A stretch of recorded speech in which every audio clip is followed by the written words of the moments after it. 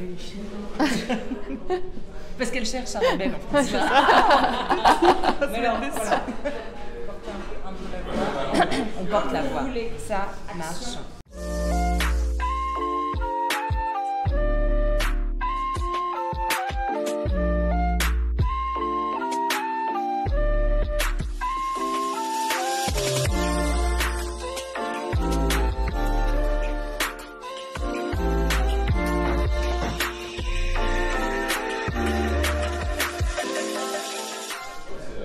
Bonjour Mirna. Bonjour Olivia.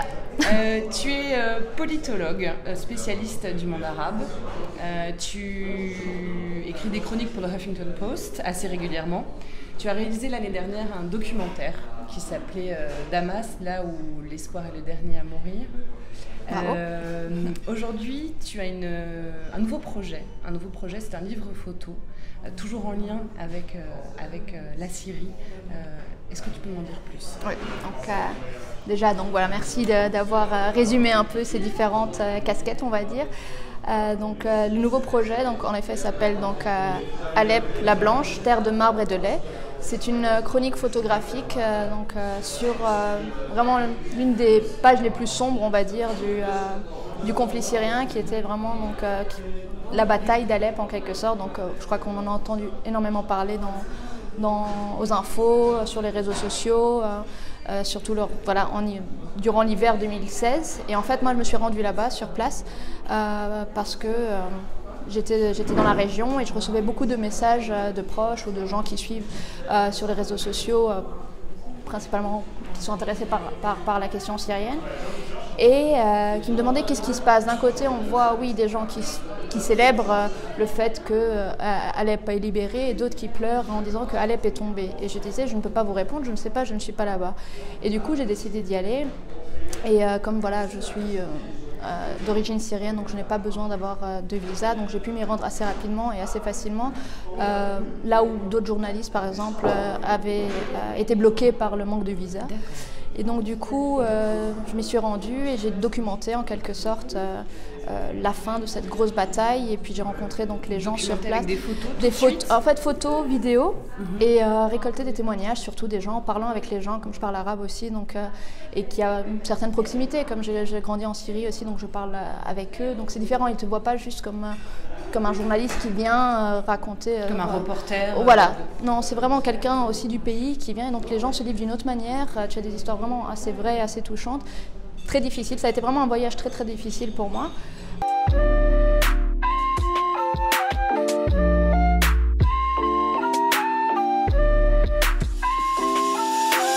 Et puis je suis revenue à Bruxelles, complètement chamboulée par ce voyage. Puis j'ai laissé ça de côté pendant assez longtemps, même si ça reste dans ta tête et tout, mais c'est resté de côté. Ne sachant pas encore qu'en faire. Oui, et je crois que c'était encore très, très frais. J'avais besoin d'un peu digérer aussi tout ce que tu entends, tout ce que tu vois, toutes ces histoires qu'on t'a confiées, tout ce que tu as vu aussi, parce que c'est assez terrible, là, vraiment. Et à ce moment-là, ton émotion première, c'est de la tristesse, c'est de la colère? C'est tout en même temps. C'est tout en même temps. C'est pourquoi est-ce qu'on arrive à détruire une ville et à détruire des gens, même s'il y a tout un côté qui n'était pas non plus détruit, mais c'est une ville qui a subi vraiment la guerre, vraiment... De plein fouet. Oui, de plein fouet, vraiment, vraiment. Et là, j'ai eu l'impact, au-delà de toute considération politique, vraiment la souffrance des gens qui ont vécu ça. J'avais aussi envie d'informer à ce sujet-là, mais encore d'une autre manière, parce que voilà, comme on disait, les dépêches et compagnie, il y en a à tout va, les images de la Syrie, il y en a tout le temps, voilà. Alep, la bataille est finie, on est passé à autre chose, une autre bataille, un autre sujet, autre chose. Mais les histoires des gens, elles restent. Et donc finalement, j'ai commencé, je me suis dit, ok, j'ai pas envie de me relancer dans l'aventure d'un film, parce que voilà, ça prend énormément de temps aussi, et beaucoup d'énergie. Et j'aime beaucoup écrire, c'est aussi donc une chose qui me plaît. Et donc j'ai décidé de faire ça sous forme, justement, à la base je voulais l'écrire, puis je me suis dit ok, ces images-là sont aussi incroyables. J'en avais posté certaines sur les réseaux sociaux justement, je vous avais un peu diffusé, et puis je pense que ça a eu un certain effet parce que beaucoup de gens ont commencé à suivre et s'intéresser encore de plus en plus. Je pense qu'on a de la chance d'avoir les réseaux sociaux à notre époque pour diffuser l'information assez rapidement, tout en faisant attention aussi parce que on peut tomber aussi sur beaucoup de tout et n'importe quoi, et donc voilà, c'est un peu difficile de savoir aussi trier parmi tout ça. Et donc mais toi, tu avais une légitimité pour les gens, je pense, qui connaissent. J'étais sur place quand même, donc voilà, c'était ça. Donc, moi, mon but aussi, c'était ça, c'est d'aller sur place et de poster. Et j'ai même des amis qui m'ont dit, t'as un peu trop posté quand t'étais là-bas. En effet, c'est un moment dans l'histoire, en fait, et je pense que c'était nécessaire de le faire. Même si ça, peut-être on va pas comprendre plus la situation, mais juste mettre des visages sur des statistiques. Voilà. Humaniser, en fait. Voilà, tout simplement.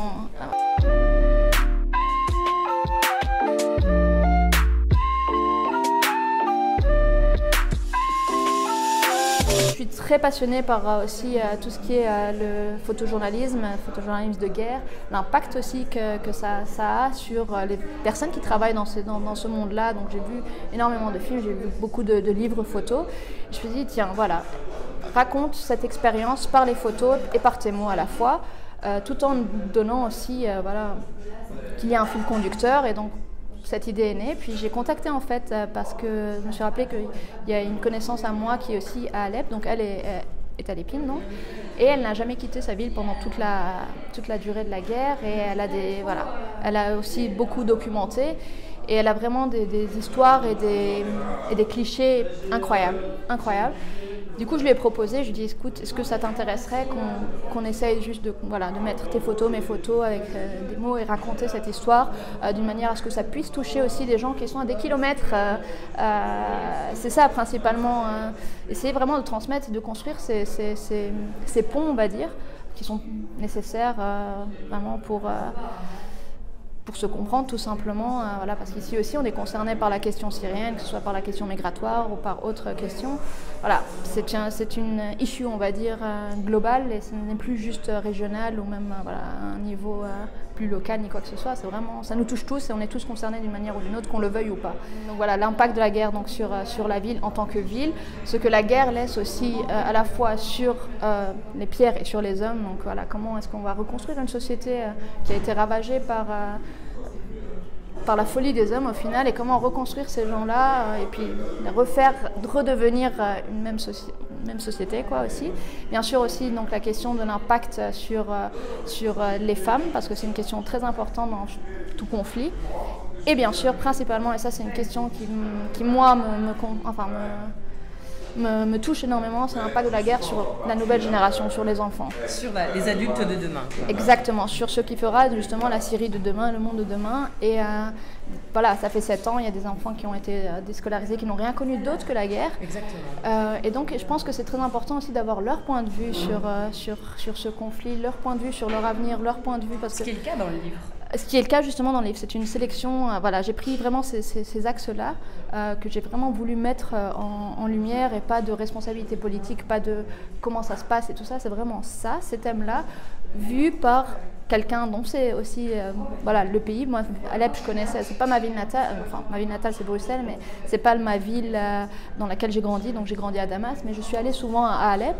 Et voilà, donc de voir à quel point cette ville a été touchée comme ça, et c'est quelque chose qui, voilà, comme je l'ai dit au début, qui laisse pas indemne. Et donc il y a un peu toute cette expérience aussi qui est racontée donc, dans ce projet-là.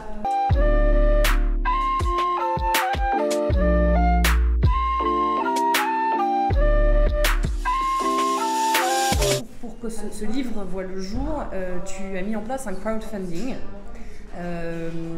Et d'ailleurs, si je ne m'abuse, le crowdfunding va permettre donc vraiment l'élaboration physique du livre. Inch'Allah. Inch'Allah. S'il y a un surplus, il y a même justement, tu as mobilisé une association qui s'occupe de l'éducation. Tout à fait. Donc en fait, voilà, donc, je suis quelqu'un qui croit énormément en l'espoir, et donc il y a une association qui s'appelle Les Baroudeurs de l'Espoir. Donc déjà le nom est très parlant pour moi, et en fait je suis absolument fan de leurs activités en général. Donc ils vont beaucoup dans les camps autour aussi, donc au Liban, où ils financent en fait des programmes de rescolarisation, donc justement de tous ces enfants qui ont été un peu pris par la guerre justement, enfin, dépossédés de voilà, leur exactement, leur droit à l'éducation. Voilà, tout simplement. Voilà, ce qu'on appelle la génération perdue, je refuse ce terme-là. Pourquoi donc? Parce que voilà, elle n'est pas perdue. Voilà, c'est se résigner, tout à fait. C'est ça. Et non, il faut qu'on continue le combat de dire qu'on peut encore la sauver justement en faisant de certains. C'est peut-être une micro-initiative, c'est peut-être rien du tout. On a l'impression que c'est rien, c'est une goutte d'eau, mais ça reste une goutte d'eau dans un océan, ça reste cette goutte d'eau. Peut-être que voilà, elle va peut-être sauver une personne, peut-être. Et changer la perception d'une seule personne, c'est déjà gagné, quoi. Et voilà, comme tu as dit, donc c'est en auto-publication, donc le moindre euro est le bienvenu parce que voilà, en fait, c'est une volonté en plus de le faire voilà, de manière indépendante pour pouvoir traiter le sujet de manière totalement indépendante. Donc c'est pour ça, pourquoi le crowdfunding, pour le faire connaître à la fois et pour rester, voilà, travailler les mains libres, sans pression. Ce qui est important sur un sujet aussi sensible. Exactement. En fait. Tu as dit quelque chose de très intéressant. Tu dis effectivement, si on peut ne serait-ce que changer le regard d'une seule personne sur un fait de société, c'est fondamental. Pour nous, pour 2+1, il y a une question très importante, c'est comment l'art peut sauver le monde, comment l'art et la culture peuvent permettre de faire bouger les lignes, de faire prendre conscience de la société, mais différemment. En fait. J'ai l'impression que dans ta démarche, il y a cette volonté-là aussi. Complètement. Du coup, tu disais que tu es pleine d'espoir. Qu'en penses-tu, toi? Tu penses que la culture peut changer le monde, peut faire bouger la société, qu'elle a ce pouvoir-là? Je suis persuadée que c'est la culture, l'éducation et la culture combinées d'ailleurs, qui sont les vecteurs les plus puissants d'un changement de société justement, parce que peut-être qu'on va parler du même thème, du même sujet d'une manière plus classique, sans rentrer dans l'art, ça va toucher peut-être un peu moins de personnes. Quand on prend ce médium-là, je pense que tu parles d'un langage universel au final, qui n'est pas sensible à la culture ou à l'art. Et je pense que voilà, la culture permet de lever, casser ces murs, on va dire, d'incompréhension justement. Et il y a une phrase, je serais incapable de la redire, mais je crois que c'était l'ignorance mène à la haine et la haine mène à l'intolérance. Voilà, une chose comme ça, mais qui disait que, en gros, le message c'était éducation, culture sont les armes les plus puissantes pour faire avancer une société et changer une société en mieux, bien sûr.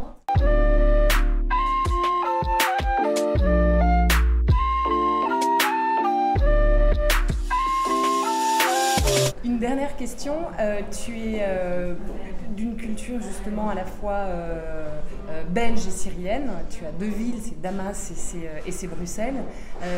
Comment sens-tu Bruxelles, toi?